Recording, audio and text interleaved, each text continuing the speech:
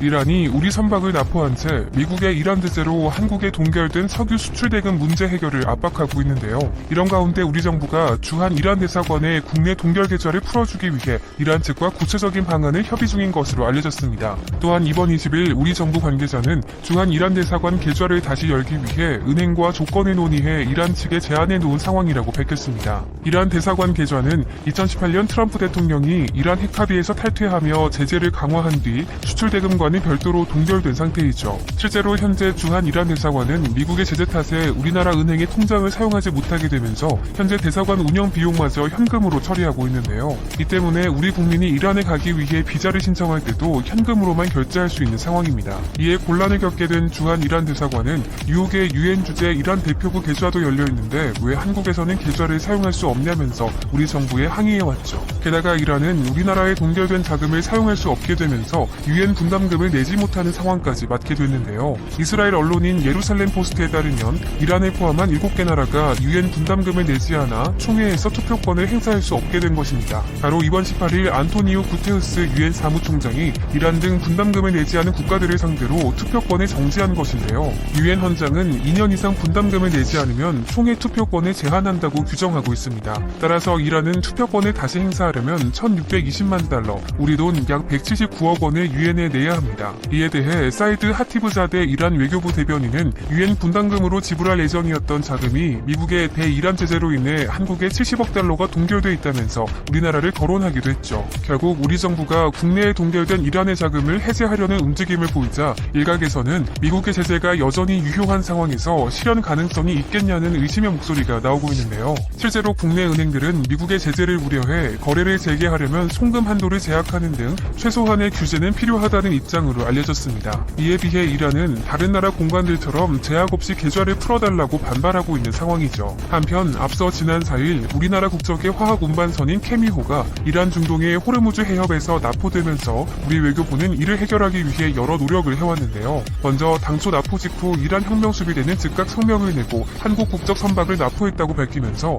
해당 선박이 해양 환경 규제를 반복적으로 위반한 데 따른 것이라고 주장했습니다. 그러면서 해당 선박에는 7,200톤의 화학물질이 실려 있었다고 덧붙였죠. 또한 이란 외무부도 이 사안은 완전히 기술적인 조치이며 해양 오염을 조사하라는 법원 명령에 따른 것이라면서 납포를 정당화하려는 목소리를 냈습니다. 하지만 한국해미의 선사인 DM쇼핑은 환경 오염을 전혀 일으키지 않았다며 이란 혁명수비대가 제시한 납포 사유에 반박했는데요. 특히 선사 관계자는 해양 오염을 할 이유는 전혀 없다며 주변에 배가 엄청나게 많아 만약 해양 오염을 했다면 벌써 신고가 들어왔을 것이라고 주장하면서 이란 혁명수비대와 진실 공방을 벌였습니다. 그런데 납포 이후 시간이 지나면서 환경 오염을 이유로 든 이란 혁명수비대의 주장에 신빙성이 떨어지는 것으로 드러나자 이란이 다른 속셈을 가지고 있는 것이 아니냐는 추측이 이어졌습니다. 결국 이란은 납포 며칠 후 본색을 드러내는데요. 바로 미국의 동맹국인 한국국전 유조선을 납포해 2018년 트럼프 대통령이 원상복구시킨 대이란 제재를 신임 바이든 대통령과 다시 한번 협상을 해보려는 포석이라는 것입니다. 즉 현재 이란은 미국에게 바이든 당신은 동맹국을 중요시한다고 이야기했고 그 동맹국인 한국에 유조선이 잡혀있으니 트럼프 대통령이 일방적으로 탈퇴한 협상을 바이든 당신이 해결하라는 행보를 보이고 있는 것이죠. 더군다나 우리나라는 이란의 원유 수출 대금 약 7조 5,700억 원에 달하는 돈을 시중은행을 통해 동결하고 있기 때문에 이란 입장에서 납포 대상을 선택할 때 한국의 유조선이 최적의 대상이었을 가능성이 높습니다. 게다가 이슬람 시아파 맹주인 이란은 과거에도 미국과 군사적 긴장이 고조될 때마다 호르무즈 해협을 봉쇄하겠다고 위협하면서 여러 차례 유조선을 납포했었는데요. 실제로 지난해 8월에는 이란 국경경비대가 영해 침범을 이유로 아랍에미리트 선박을 납포한 바 있습니다. 당시 이란 외무부는 아랍에미리트 해안경비대가 이란 어부 2명을 사살하고 어선 한 척을 납포했다면서 이에 대한 보복 조치임을 숨기지 않았죠. 하지만 당시에도 이란은 미국을 염두에 두고 아랍에미리트 선박을 노렸다는 분석이 많았는데요. 납포 며칠 전 아랍에미리트가 미국의 중재로 이스라엘과 외교관계를 정상화하자 이에 대한 보복으로 선박을 납포했다는 것입니다. 왜냐하면 이슬람권에서 시아파와 갈등을 빚고 있는 수니파 국가인 아랍에미리트가 이스라엘과 평화협정을 체결할 경우 미국은 아랍에미리트와 이스라엘을 통해 이란을 견제하는 것이 더욱 수월해지기 때문입니다. 실제로 당시 이란 외무부는 협약 체결 직후 성명을 통해 이스라엘과 아랍에미리트의 외교관계 정상화를 강하게 규탄한다고 성토하면서 이 합의는 팔레스타인과 모든 무슬림의 등에 칼을 꽂는 짓이라며 강하게 반발한 바 있습니다. 더욱이 이밖에도 이란 혁명수비대는 지난 2019년 7월 영국 유조선 스테나 임페로호를 납포하면서 서방 세계를 노린 인질극을 벌였는데요. 당시에도 이란은 영국 유조선이 선박 자동 식별 장치를 끈 채로 불법 회로를 이용해 운항했고 그 과정에서 이란 어선과 충돌했음에도 아무런 조처를 하지 않았다고 주장하면서 납포 이유를 둘러댔습니다. 하지만 이 역시 실제로는 미국과 영국에 대한 보복 조치 차원으로 밝혀졌죠. 당시에도 납포 직전 미국과 이란은 호르무즈 해협에서 상대의 무인 정찰기를 격추하며 군사적 긴장감이 고조됐었던 상황이었고 납포 석 달 전에는 이란이 유럽연합의 시리아 제재를 어기고 원유를 시리아로 밀반입하려 한다는 이유로 영국 해군이 이란 선박을 납포하면서 영국과 미국이 이란을 압박하는 상황이었습니다. 결국 이 같은 과거 전력 탓에 이번 한국 선박 납포 이후에도 이란의 숨은 의도를 비판하는 국제사회의 여론이 높아지자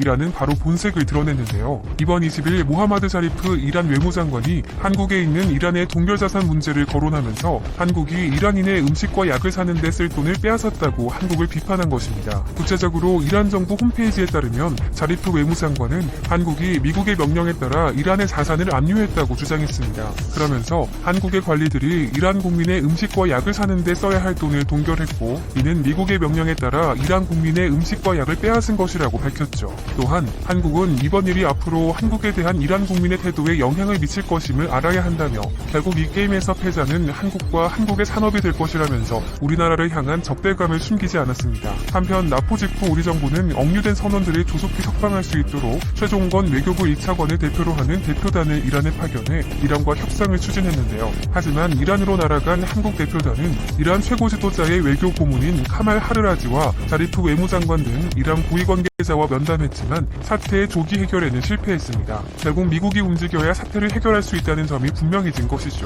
앞서 정부는 공식적으로는 선박 납포와 동결 대금이 연계되지 않는다는 입장을 유지해왔지만 최종건 외교부 1차관 등 정부 대표단이 이란에 방문해 이란 측의 입장을 확인해보니 미국과 이란 사이의 갈등으로 시작된 사건이 한미 관계와 이란 핵 합의까지 복잡하게 얽힌 문제라고 밝혀진 것입니다. 이에 따라 최종건 1차관이 이란에서 돌아온 이후 정부는 미국 바이든 행정부와 문제 해결을 위한 협의에 본격적으로 나선 것으로 알려졌습니다. 그런데 사실 납포 직후에는 사태 해결을 위해 미국과 협의하는 것조차 쉽지 않았는데요. 왜냐하면 트럼프 대통령이 퇴임을 앞두고 마지막까지 이란에 대한 제재를 멈추지 않았기 때문입니다. 먼저 납포 사건이 알려진 뒤 미국 국무부는 즉시 석방을 요구하는 성명을 발표했는데요. 지난 4일 국무부 대변인이 이란이 걸프만에서 항행의 자유를 위협하고 대이란 제재 완화를 강요하려고 한다는 비판을 내놓은 것입니다. 그러면서 이란 정권은 국제사회의 제재 압력 완화를 얻어내려는 명백한 시도의 일환으로 페르시아만에서 항행의 권리와 자유를 계속 위협하고 있다면서 우리는 이란의 유조선을 즉각 억류 해제하라는 한국의 요구에 동참한다는 강경한 입장을 밝혔죠.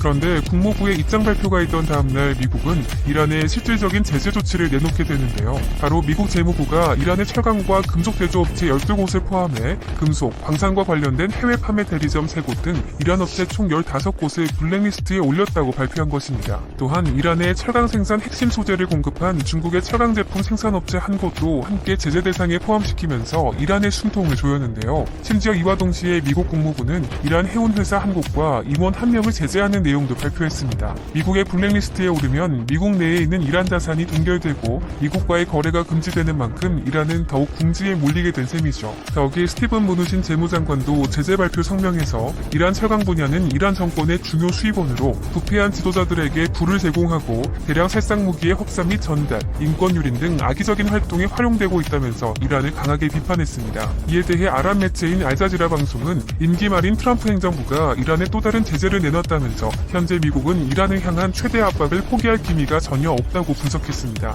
결국 이란 입장에서는 혹되려다 혹붙이게 된 꼴이죠. 하지만 미국의 추가 경제 제재 조치로 인해 미국과 이란 사이의 긴장감이 오히려 더욱 고조되면서 한국 입장에서는 억류 선박 석방을 위해 우리 정부가 미국을 설득할 수 있는 여력이 더욱 좁아진 것입니다. 그런데 최근 우리 정부가 선박 납포 문제를 해결하기 위해 미국과의 협조를 적극적으로 추진하는 쪽으로 입장을 선회하면서 실마리를 찾았다는 분석이 나오고 있는데요. 이번 21일 외교부가 이란에 억류된 한국 케미호와 한국인 5명을 포함한 선원 20명의 억류 문제를 조속히 해결할 수 있다는 자신감을 내비쳤기 때문입니다. 또한 외교부는 미국의 대이란 제재로 한국은행에 동결돼 있는 이란 자금 70억 달러의 반환 문제는 미국에서 새로운 행정부가 출범한 만큼 해결될 환경이 조성됐다고 판단한 것으로 알려졌는데요. 실제로 외교부 관계자는 선박과 선원의 억류 문제가 조속히 해결되는 상황이 올 것으로 본다면서 희망 섞인 전망을 내놓았습니다. 그러면서 정부가 이란과 계속해서 협의를 하는 동시에 미국 바이든 행정부가 이 문제를 해결하기 위해 전향적인 태도를 보일 것이라는 언급도 덧붙였죠. 있었죠.